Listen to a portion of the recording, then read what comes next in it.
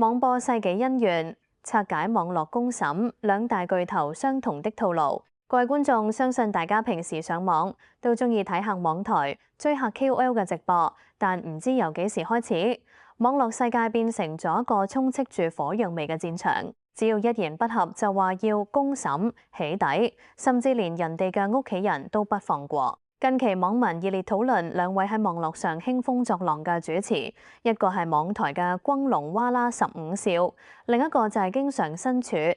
議漩渦嘅邵子峰。有網民就形容佢哋兩個雖然圈子唔同，但做嘅嘢簡直係倒模一樣。到底佢哋有咩驚人嘅相似之處？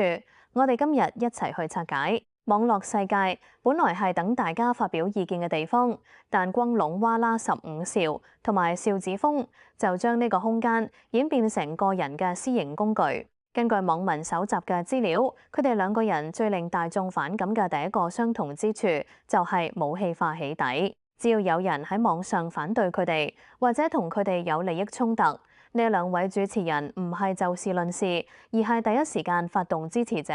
或者親自出手，將對方嘅真實姓名、職業，甚至10幾年前嘅舊帳，通通挖出嚟。好似15少就經常喺直播入面，直接將不和網民或者同行 KOL 嘅個人相片、全名放喺熒幕大畫面，甚至公開對方及家人的工作地址，叫全台觀眾一齊去探店。更加離譜係打電話去騷擾、恐嚇對方合作夥伴及供應商。而邵子峰亦不遑多讓。過去多次因為與藝人、工作夥伴甚至普通網民發生爭執，就隨手將雙方嘅私密對話截圖、對方嘅個人資料毫無保留咁放上社交平台公審，甚至公開對方嘅工作地點。有受害者就表示，呢種做法根本就係徹頭徹尾嘅網絡暴民政治，令人不寒而慄。聽完受害者嘅心聲，真係覺得好無奈。但原來起底都未算最過分，